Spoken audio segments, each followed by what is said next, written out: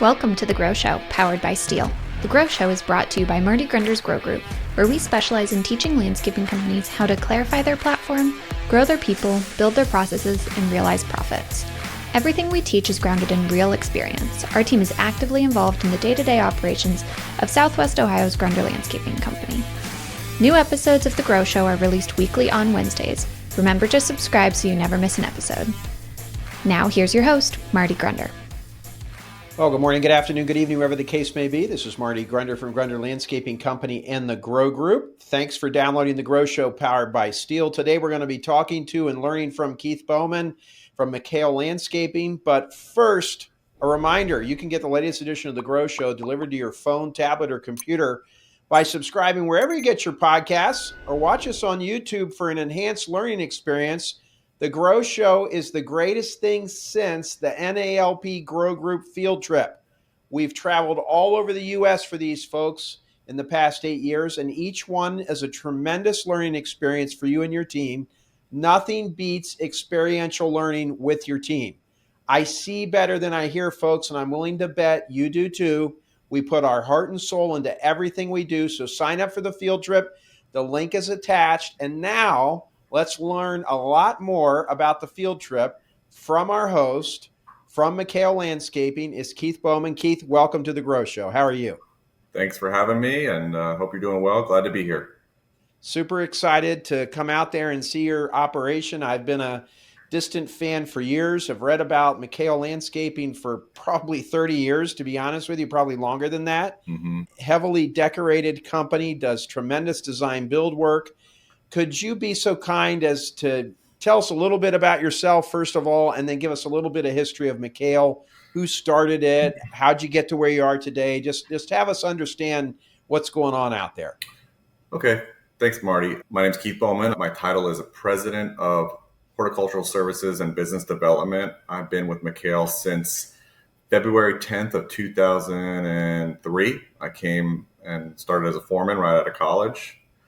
McHale was founded in 1981 by two brothers, Kevin and Steve McHale. Kevin has served as our president and kind of the person who steers the ship, for lack of a better term, for our history. And his brother Steve is our lead designer, our landscape architect, and kind of the work that he has done and trained our people to do over the years, especially on the design build side, has created our brand, and it's the backbone of our company. So we were only design build for the first, 17 to 20 years of the history of our company. And then we parlayed that into maintenance. But the backbone of our company is started in design build. So how many locations do you have now? Give us a feel for the number of team members, the trucks. I know that you're known for design build, but there's probably a lot of people on here that would like to learn a lot more. Just share us whatever you can to help us get to understand McHale better. So we float around 375 employees, which is crazy to me to think. It is. Have 40 employees when I started 22 years ago. Our main operation where we're going to be having the field trip is in Upper Marlboro, Maryland, which is, if you look at the Washington, D.C. Beltway, it's like 4 o'clock on the Beltway, if you look at it like a clock. So that's our main yard. There's about, I'm guessing here, educated guess, we have about 130 trucks come out of that facility. It's about an 8-acre facility. We have another yard in Clarksburg, Maryland, which is Montgomery County, northwest of Washington, D.C., about a 5-acre facility there. We have a very small yard in Pasadena, Maryland, which is 2 trucks roll out of. We have a yard in Easton, Maryland, across the Bay Bridge that we started in 2008 that about 10 crews roll out of there every day. And then we have a few things that are unique. We have 2 design studios. I know other companies do that, but one in Annapolis, Maryland, and one in McLean, Virginia. And these are dedicated to our design staff only, design sales staff only. And then what really makes us unique is we have like a 45 to 50 acre farm in Prince George's County where we don't grow material, but we kind of buy it and corner the market for certain plant materials that are favorable to our region, and our designers use that to use as their plant palette. Well, I'm a plant geek, so tell us a couple of your favorite plants. When you say you've got some unique plants out there, what would we see if we were out there? I know we're not going to go out there, but just tell me a little bit about the plants. Well, we will have pictures of the farm, but we have like I'm not going to say basic, but we have your foundation plantings that you need on every job. Your green mountain boxwoods, your green velvet boxwoods. We have a lot of green giant arborvitaes. We have Okay. a lot of Probably some Taxus densiformis and yep. things like that. Yep. We have a lot of crepe myrtles, no Yep. perennials, with just shrubs and trees. We have a lot of deciduous trees, maples, pin oaks, just a crazy amount of plant material out there. We have a whole staff devoted to taking care of it. So $46 million worth of residential design build work. Incredible. I guess, what's your competitive advantage? Tell us a little bit about why people pick McHale over other options in the marketplace. I believe our competitive advantage is our people and just empowering people. Like I look at my career, like many people in the landscape industry have that entrepreneurial itch, which I had myself too. Many people at McHale had that itch, but the McHales and our executive team have given people the ability to kind of go out and make mistakes.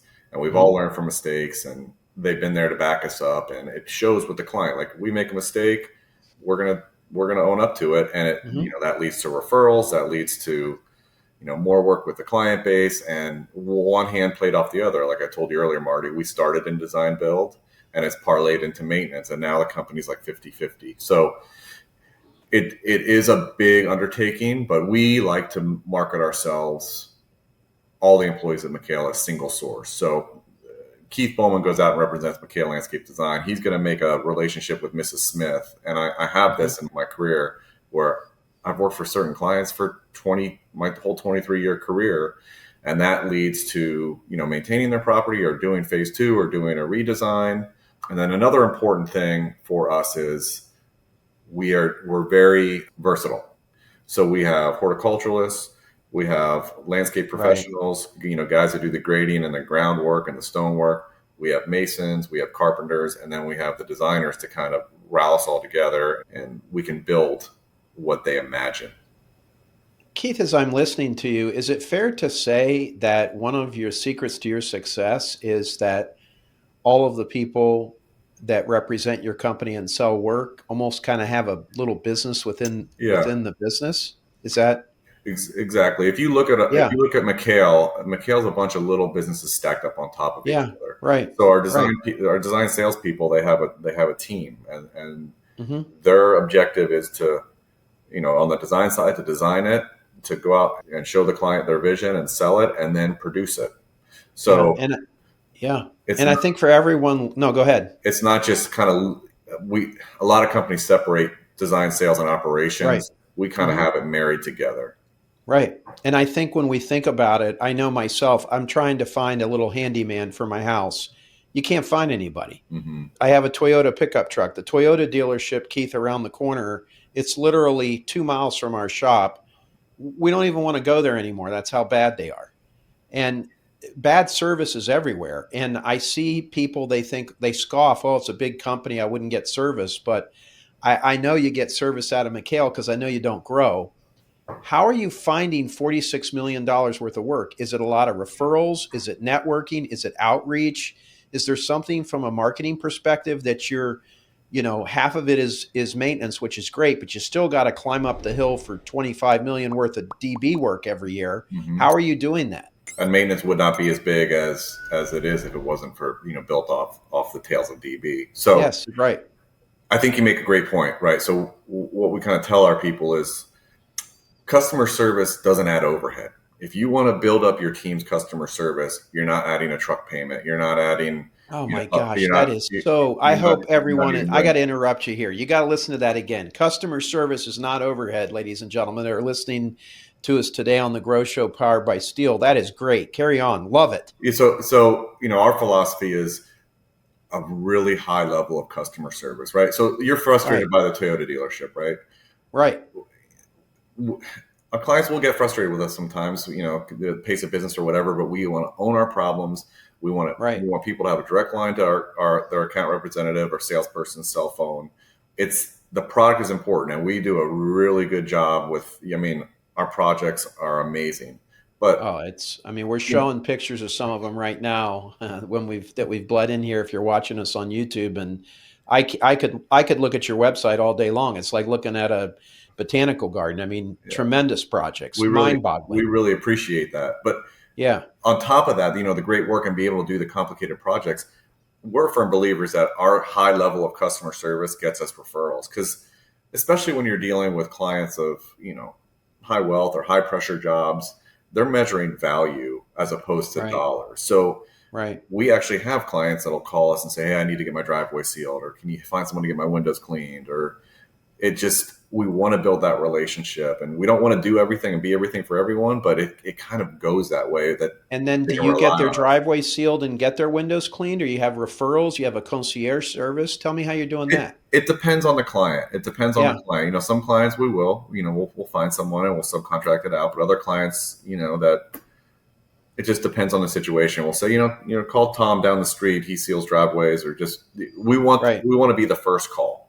But that's what, I remember years ago, Keith, and I'm a lot older than you, but one of the things that was ingrained in me when I learned service from studying other companies and read books was you don't have to be able to do the work, but you should be able to give your client an answer, or you should be able to help them, or you should at least be able to show them by your actions that you care. To just say, nope, we don't do that. They might run into a landscaper that does do that, or Yep. they might run into a landscaper that wants to go to the trouble to find him someone. So I think you're absolutely right about that. You should also be able to say, I don't have an answer to that right now, but I'm going to follow up with you. I'll get Yeah. you an answer. But Yes, exactly. you're exactly right. And business 101 says you don't want to do too many things. You don't want to take it away from what you're good at. If you're good at planting flowers, you want to do that all the time where your margins are. But you also want to retain your client. Going out to find new customers can be expensive. Right. It's like people in marketing look at marketing as an investment, but oftentimes people in accounting look at marketing as an expense. It I depends see. on Yeah.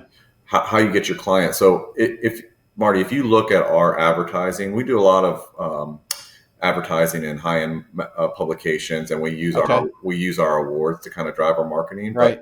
a lot of our marketing is driven by our employees' Okay. network of clients or network of And other and professionals. are you making them get involved in the arts? Are you getting them involved in the Humane Society things? What do you, when you say it's their network, like what are you asking from your team to do to help with that? Well, we encourage our people that are client facing to interface with arborists, or irrigation companies, or architects, or people who need work. I see. But Yep. also, we do some charity work. We'll give some free designs away. Not free. We'll let someone auction off a design at Right. a school fundraiser or something like that. Right.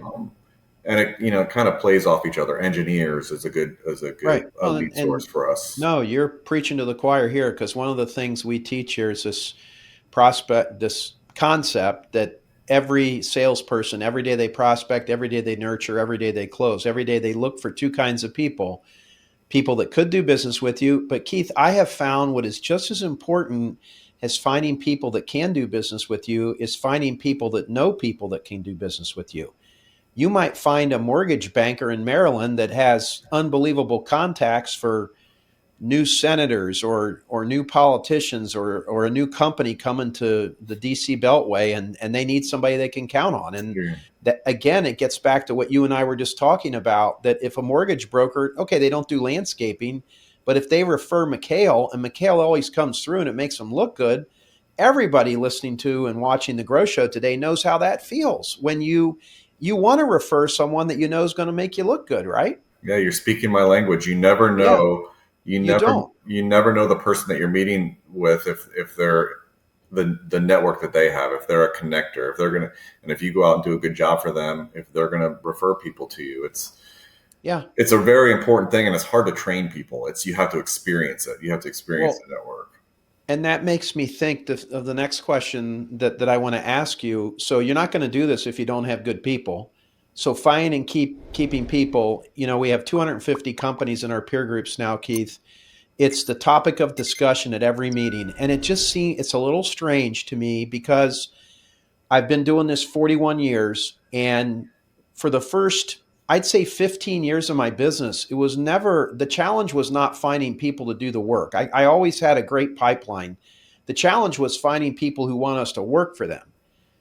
Now it's kind of, with COVID, it certainly was not finding the work. We had more work than we knew what to do with. It was a blessing for our industry, but finding people continues to be a challenge. I am trying to remove from my thoughts and my comments that people don't want to work today, because to me, in some ways, Keith, that's a little irrelevant saying that, because we're going to find the cream of the crop no matter what. We got to keep trying. So my question to you, without giving away maybe one of your proprietary secrets, what are you doing to find and keep people, and how are you pulling all this off? Because 375 people on a team, I mean, that's a lot of people to secure. Are you using the H-2B program?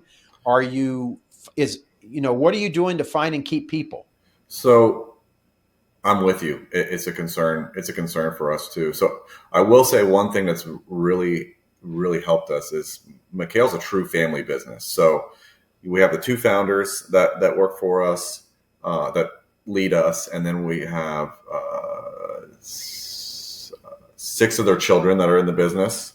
Oh my gosh, that's awesome. I did not realize that. But on top of that, which is, I love this statistic, we have 37 families that have 2 or more employees at the company that count on our company. I love it. And why is that a good thing? What has that done for you? I think that's the largest compliment our company can have. And it's, to me, it shows kind of what the McHale family and the management team has done to support our employees. So that's been a huge, huge thing for us. And then another thing that I find is important to keep and retain employees is doing your best to have a defined career path for them. Now, it's hard. It's really hard to do that, especially when you're smaller. Even now at our size, it's hard because you don't know what the economy is going to do. You don't know when it's time to build another team. And when you say it's hard, because you're somewhat implying promises that you got to. I see what you're saying. Go on. So when I'm discussing that with someone that's right out of school, like I was, or new to the field, I ask them to figure out who they are first. Are you a front of the house person or a back of the house person? Are you Are you a waiter or maitre d' or waitress, or are you a chef or dishwasher? Both make the restaurant work, but you're going to help us figure out the best spot for you when you get to know yourself and what you really like about the landscape industry. When the employee decides that, and they say, "Hey, Keith, I really don't want to be interfacing with a client, every day, like I see some of these account managers do, or these design salespeople do," then they go to the project management side. And the other side is, you're an account manager, assistant account manager, and you work up to account manager, you're a design assistant, and you work up to lead designer and senior designer. And there's all these steps. But I'm a firm believer that managing to metrics is bad, but plain and simple, there's dollars and cents behind this, and our growth. With every business, you're kind of like feeding the beast to keep the good employees. So it's a great thing, but it's kind of like with what the McHales did with me. It's just like, I thought I'd be here 2 years, but they enabled me to kind of scratch that itch and be an entrepreneur and in my mind. And it's just, that's the employees that have stayed with us right out of college. We've given them like here's where we want you in 3 years. Here's where we want you in 7 years. Here's where we see you in 10 years. Yeah. That's been very, very important. How involved are you in that process? Is that is an intimate part of your responsibilities, that path and the design and the implementation of it? Yeah. I had clients for a long time. And then in 2018, we bought a few other businesses, other landscape companies. So I went into kind of the M&A integration. And through that process, I kind of shed my clients and gave them to somebody else that it was time for them to grow.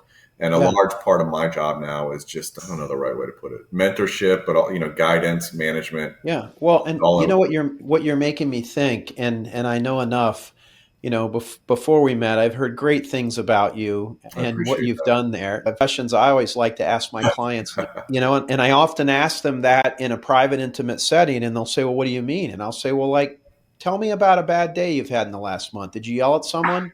"Oh yeah, I got a little irritated with Claire." "Well, what'd Claire do?" "Well, Claire didn't put payroll on my desk. I mean, it's supposed to be on my desk every 2 weeks. I don't know what she's doing. She forgot. Have you ever forgotten something? Yeah. So do you does Claire do this all the time? No, but I mean, it was just ridiculous. How can she forget that? People are entitled to bad days. And I think sometimes that's just a good perspective to have. And as I listen to you, and that you're part of a family business where 37 different families are, six members of the McHale family, in addition to the two brothers, are there. I think to have an outsider like yourself that's not a McHale that's intimately involved in this is smart, because you have to take the good that comes from a family business, but you also have to watch. I have two of my family members in my business now. My daughter, Emily, who you've interacted with, is my oldest daughter. And then my son, Grant, just started here in April. And, I'm very cognizant of that. I make sure that I don't want them mistreated. I don't want them treated unfairly. But I do make sure that when they're here, this is an employment relationship. This isn't family. There are some aspects of it that can be family, I get. But I think that question that I always ask myself is like, okay, this week, would I wanted to have worked for me? No, you know what? On Tuesday, what were you doing? And I just think it's a way of trying to stay in place. How do you deal with that family dynamic there? Are there challenges and things that you work with? I mean, obviously, if you got 375 people there, you're growing, you're 46 million, residential design build, half of it being maintenance. I mean, all things I see here points to massive success. How else are you doing that, Keith? Well, you're right. There are, and the McHale's perspective on kids in the business is exactly your perspective, right? That it's a business relationship, and that's an interesting question, because there have been issues, with a McHale child or someone in the past, but it's not. I don't look at it as that. Neither do McHale's. It's just like, hey, they made a mistake. They're an employee. Let's back them up. Exactly. Let's be there to Right. kind of help them. Is it different because their last name is McHale? Maybe in the beginning it was. That's a long time ago. But now it's like we're one group now. It's Yeah, just see, like, mine's the same thing. There's only yeah, three Grunders here, but it's the same thing. And that I want it to be that way. Like, I would never want anyone to think, people are going to think that my daughter and my son are here because they're a Grunder, and that is true. mhm. My son has only been here 2 months. He's already done some really nice things. He's not calling attention to himself by being late for work or not doing what he's supposed to do or so forth. My daughter Emily's been here almost 7 She's years. great. She's great. Well, thank you. Her work speaks for itself. So that, that helps a lot too.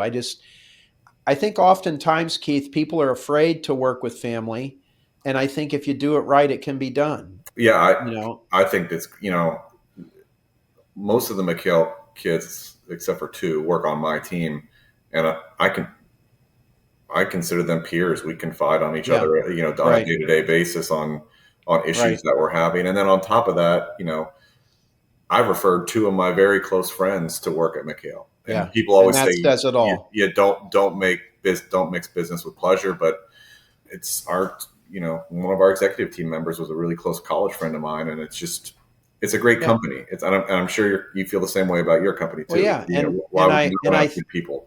well, and the other thing I would tell you is that I'm, at age 57, my 41st year in business, I'm a lot better at doing this now than I was when I was 28.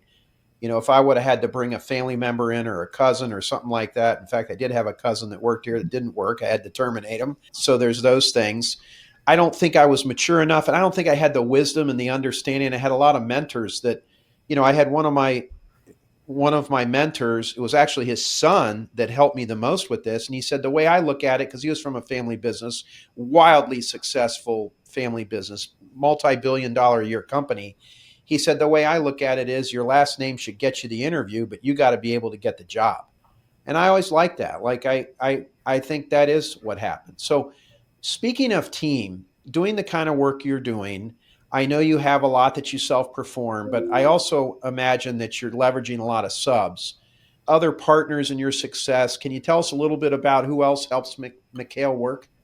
Well, as I told you earlier, we have a very versatile toolbox, right? So we have masons, we have carpenters, but we do rely on subs. We have preferred subs. We have a couple family-owned businesses they're masons that they help us out. They're actually helping us lay some brick on a project right now. We sub a lot of tree work just based on it's the liability and it's hard to find those people. And we sub irrigation and some lighting, but we do a lot of lighting in-house. So we've bounced back and forth about doing irrigation in-house, but it's, as you know, it's hard to find people that have expertise. I think that's the hardest thing to find. Yeah, exactly. And you want to do it at a high level.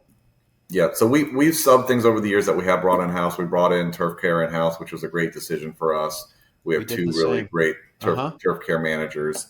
But we do leverage our subs, and we watch how much subcontracting work we do, because with 375 employees, you have a lot of truck payments to make, and we have a certain percentage of work that we don't want to sub. But it all depends. You know, in 2021, we had a production problem. You know, as many landscape companies did coming out of COVID, we had a lot of work to do, and you probably needed the subs. We needed some subs. Yeah, I get it. This year we're still using subs, but it's not quite as much. But we value those relationships very, very much, and they're like an extension of our company.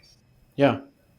The companies that we work with in the Grow Group, the ones that struggle the most with profitability, Keith, are the design build firms. There's so much margin for error when you bid a job. The residential has a lot less commonalities about it. We know it's tough. It's tough to manage. It's tough to make it profitable. You're doing both. Can you share with us any key things and obviously anyone that wants to be smart and come out to the field trip, you're going to learn a lot more than we can here on a 45-minute podcast. But can you share with us how you're making this all work? Because this is, I mean, we're about 40% of your size, and I'm amazed. So the number one thing, and this is industry wide, this is how I feel about it and how, you know, McHale team feels about it, especially on design build, is protect your pricing, right? Okay. How often are you, as a landscape professional, you go out and you give someone a job that's like, you know, 5 days of humping dirt, or, you know, digging a pool out, and they're like, oh, it's so expensive.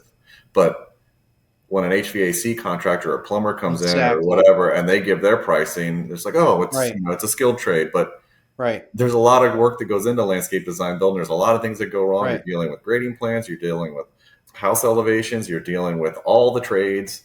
There's a lot of management that can go on. Think about what a plumber pulls up in front of your house with, and an electrician and a landscaper. They pull up with a van with maybe $50,000 worth of stuff in it. We pull up with $300,000 or $400,000 or $500,000 worth of equipment in many cases.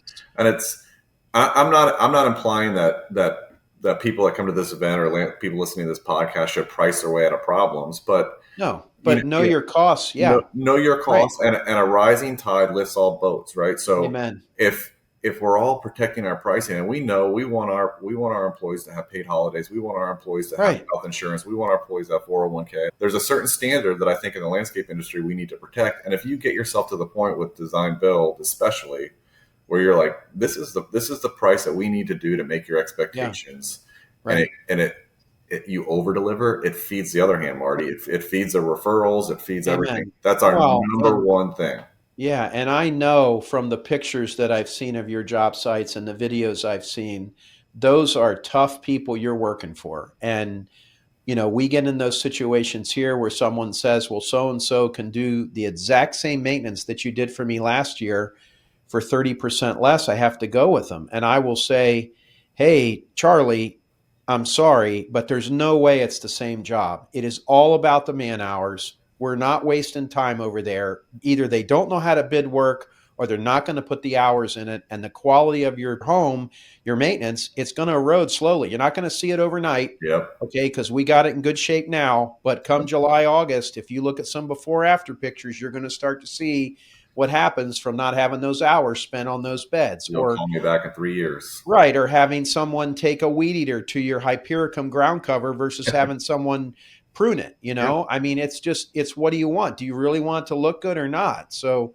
you know, I think you're so true there about knowing your cost. And I also know, Keith, that I'm a lot older than you, but we're experienced gardeners and horticulturalists. My degree's in business, but I'm a very good horticulturalist. Probably not as good as you, but I'm pretty good. I'm very confident. Like, I've done this a long time. I have no problem explaining myself or justifying my cost. You say protecting the cost, justify your cost, Exactly. knowing your cost, being able to go in there and know, look, I'm not ripping you off. I'm right here in the center. My company I'm working with is here. Your client is here. I got to sell you a job that makes the company money, but we also got to do a job that makes your place look incredible. That's what we're going to do. Yeah, meet your expectations. I mean, you make a lot of great points, and sometimes it's one hand washes the other. With I always go back to that, but if our account managers sometimes like to get design build clients for their maintenance portfolio better than they do clients I that just see. calling off the street, because Yeah. they already know the value that they're going to Yeah. get for the money. So it's not as Yes. much back and That's a forth about great point. price. That is. And they already have an experience with your men and your women and how they Mhm. did. I never thought about it that way. That I'm going to add that to my repertoire. That's really good.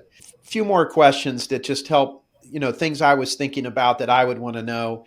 130 trucks coming out of the main branch. So that means a staggered rollout. You can't send all of 130 to the gate. Can you tell me about how you do this and how it works, and give us a feel for your bread and butter truck, your equipment? Most folks listening to the Grow Show powered by Steel, they love learning that stuff, Keith. So the staggered start started in COVID because we were trying to keep everybody separate, and then I see. during Okay. that time we had a crazy amount of growth, so it made sense. So if you're familiar with the Washington D.C. area I market, am. there's a lot of traffic. Terrible. One of some of the worst in the country. Yeah, so we start at 6 a.m., 6:15 a.m. with our Northern Virginia guys that come out of Upper Marlboro, and they roll out. Then it comes in our DC and our Montgomery County crews, and it's all based on space. Like Emily saw our yard; it's 8 acres. It seems big, but there was no trucks in there. But No. when you're Yeah. in there Right. in the mornings, Yeah. it's It's a you got lot. inches in between trucks. So Right. plus we got in the spring rollout, you got mulch. Our yard's like a big circle, so those that attend the event will be able to see kind of method behind the madness there. And there's not always 130 trucks there every day. Some of the people are direct report, but when the managers are there, there's a lot going on. So, and as you know, morning rollout, that first hour of the day is the most important time of the day. So Why? Why? just because, especially with the traffic that we're dealing with, right? You got, some of our Mhm. guys are sitting in the truck our guys and ladies are sitting in the Yeah. truck for an hour and a half till they get there. Terrible. Every Right. 15 minutes matters, right? There's more people on the roads. People are going back to work Hmm. now. Which that's an expectation for the client too. We don't want to be like some of these national brands that say, yeah, your technician will be there between 9 and 1 p.m. Right. we Right. if we want to give them a half hour when they're going to be Right. there. And we would rather give our crew members a bonus at the end of the year than sucking up that Yeah. money in morning rollout. Yeah. Oh, and your comments on how important the rollout is, I mean, it's spot on. It's the efficiency, it's the time with the folks, it's where your culture is defined, where you can pick up on some safety items, you learn a lot. I mean, there's just so much from a morning rollout. And one of the things I've learned, Keith, I've personally visited over 200 landscaping companies to Wow. work with them on their businesses or in our peer groups or whatever in the last 30 years. And I've come to understand and realize and believe that a smooth morning rollout is indicative of a very well run company. Like, you don't practice a rollout. A smooth morning rollout means that everybody's working together, that procurement did a good job, that finance paid the bills, and we don't have to drive to 3 different vendors because we're on cash only at site one and we can't go there. And, all these things that go into a well run company. My friend retired as a manager from a very successful small chain of grocery stores here. It's Dorothy Lane Market. They've been ranked the number one independent grocer in the country several times in the last 30 years. And he said to me, we were over there to tour his place, and then he came over to see ours, and he said, gosh, he's like, I think I got it easier than you. And I said, well, why do you think you got it easier than me? He's like, well, when I manage the store here, he said, when I come in the morning, I can walk around, I can see everybody, I can literally look in all the freezers, basically get a real good handle on what's going on here in about 30 minutes of walking. Yeah. He's like, you can't do that with all your men and women here in the morning. You can, but you can't even make it around to all the job sites. And he said, so I would think this like morning rollout for you is really important. And I got to tell you, Keith, I never looked at it that way until he said that. And I kind of had an epiphany like, gosh, we got to really make sure that we are present for this rollout and that I need to be in here for sure. And I always have been, but I need to be in here saying hello and looking and reinforcing the positive that I see and making observations that I share with a manager, maybe something I saw I didn't like or something I saw that I did like. And so when you talk about a rollout, I just think there's so much to learn from watching that. Oh, just we've all had those days where you show up and you meet a crew to do a job and they don't have a ladder, or they don't have an extension pruner, right. And where you're at, that's a big problem because it might be 2 or 3 hours before it gets there. Yeah, or you're going to buy one because it's cheaper to go buy one than it is to run back to the yard. Right. Or, the worst is, not having a skid steer, a mini excavator. We've kind of switched we have a whole operations staff now too, and we use the word operations different, but our operations team is we have a group of truck drivers, since we have such bad traffic that if you need a skid steer, you need this or that, they're running back and forth from the yards all day long just to kind of circumvent some of this. Because, if you're a landscape company, you don't have issues with, logistics. Every once in a while, you're doing something wrong. It's going to happen. Yeah. It's how you handle the problems that come up. So in terms of equipment, give us some insight on your philosophy with that. Do you buy, you lease, you rent it? And then what are some of the bread and butter pieces that make your teams work easier? Well, we run a mixture of Ford and Chevy, the 350s or 3500s. We have a Peterbilt roll-off that we use to deliver machinery. We have a tractor trailer that gets our plant material. We have some cab-over Isuzus that are better for navigating the city. We use double axle cargo trailers for our mowing equipment because we've had issues with theft in the past, both in our yard and on the job. That we need to keep everything secure. Most of our skid steers and our mini excavators are Kubotas. Okay. We have some Bobcat Dingos that we run, and then 99% of our mowing equipment is either Exmark or Toro, and we've had really good success. Now, we did, Marty, probably from 2012 through 2018, we did lease mowing equipment. Okay. But we decided to go back. And why did you go back? A couple things, depreciation on taxes. Right. But also those years, we kind of had some instability in our operation, in our mechanics staff. We were just understaffed. So we weren't turning mowers over enough then. So we just decided, we'll force ourselves to do leasing. But, that has, we actually have a McHale who leads up our staff, Jake, and he's done a great job with it. So it makes more sense for us to buy now. Not to say that leasing is a bad option. It just, at that point in time, for us, it worked. It's funny you say that because we just went through all that. We had to add, I think, 20 more mowers this year for our growth, and we looked at leasing and we ended up buying them. The same thing. We just didn't see where it made sense.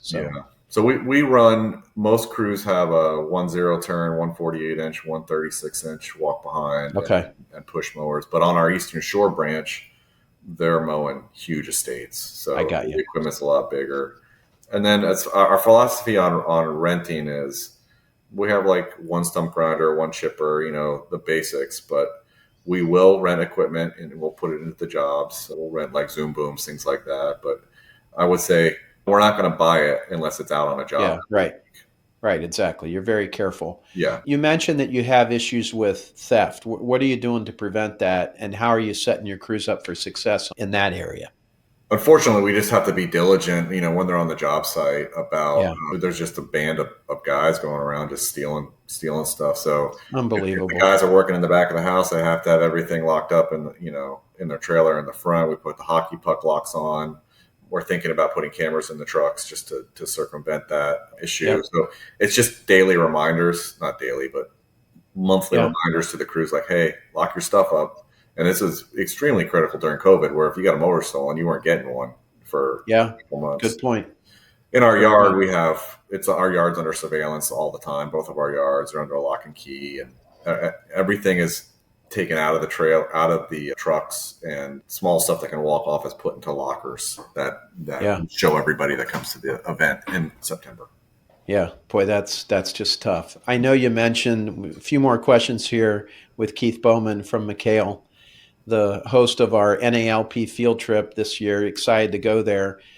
You mentioned the folks that you have, the operations people. So, in terms of logistics with materials and plants, are they delivered to the job site? Tell us a little bit about how you're handling some of that, because the pictures that I've seen, the amount of material that would have to go to some of these jobs is unbelievable.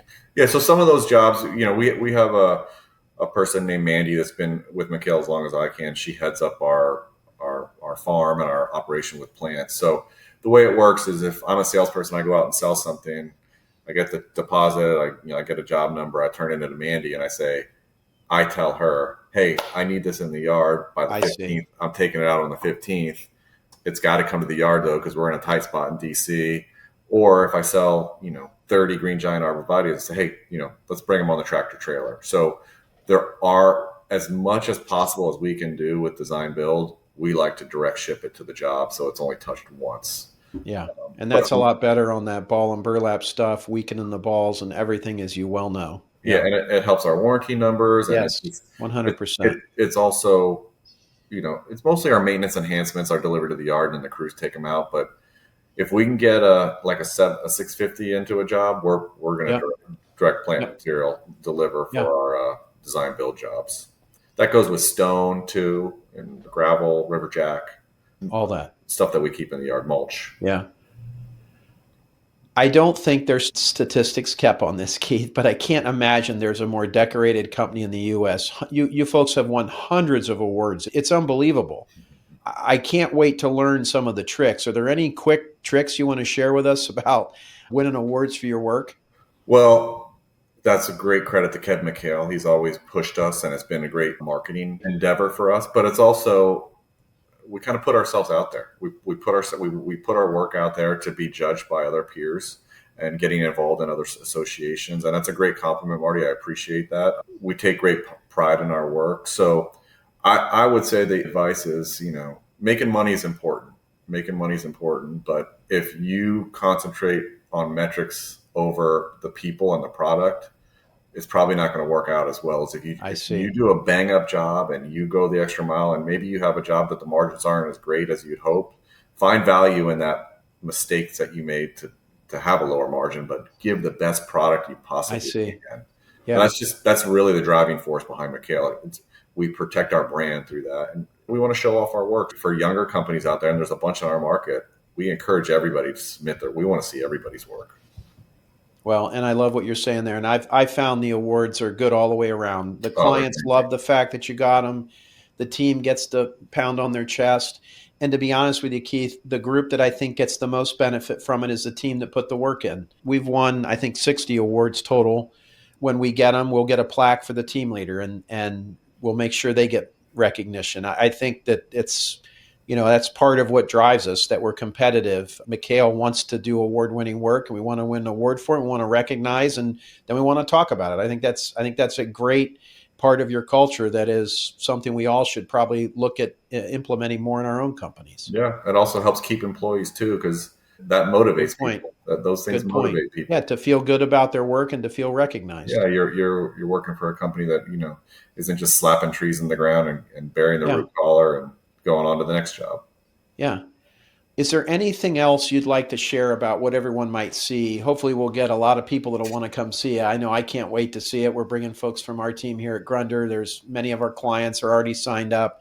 Is there anything else that you want to share? And I'd also like to know, what are you struggling with? What are your challenges? Well, that kind of parlays into my answer for your question is I think you're going to see an authentic company.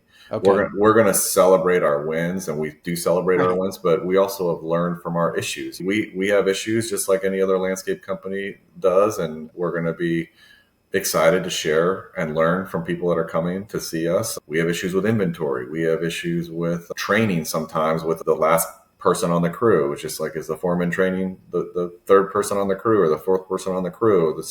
We're not a perfect company, but we strive for the best every day. And I'd like to think that attendees will be impressed and they're going to learn a lot from what we have to offer. Well, I can't wait to come see you. It's going to be a blast. I'm going to be out there early. I'm going to stay late. I really appreciate the McHale brothers and the McHale family and yourself letting us come see you. It's not easy to have a few hundred people from all over the country rifling through your underwear drawers, as I say. but I think you're going to enjoy it. And I appreciate you putting yourself out there for us to learn from, because again, like I opened it up with, Keith, the experiential learning part of it, it's one thing I'm sure folks have enjoyed this podcast and they've learned a lot. We've showed them some pictures and some video, but when you get to see things, that's when the learning takes place. I know myself through the years and the companies I've toured, the things that you see, the schedule board ideas that you have, the ideas for equipment, the selling tactics, the way somebody held a meeting, the way they recognize an employee, a barbecue they did that had a certain twist on it. There's just the learning that can go on, and the amplification you can do with those ideas, I think, is taken to another level. So I hope everyone will come join us for the NALP Grow Group Field Trip. Keith, can't wait to see it. We're very excited, Marty. Thank you for doing this podcast, and thanks for having us. Of course. All right, folks. Well, that's going to do it for this week's edition of the Grow Show powered by Steel. Do us a favor. Why don't you take your cell phone out right now and share this episode with someone who you think would benefit from it? And by all means, sign up for the NALP Grow Group Field Trip. We'll see you there in Maryland in a couple months or so. Thanks a lot. Have a great day. Thanks for listening to this episode of The Grow Show. A special thanks to the folks at Steel, whose support makes this podcast possible and whose outdoor power equipment makes our jobs easier every day. Remember to subscribe so you never miss an episode, and head to growgroupinc.com to learn more about our other offerings or to find more information to help your landscaping business. We'll talk to you next week.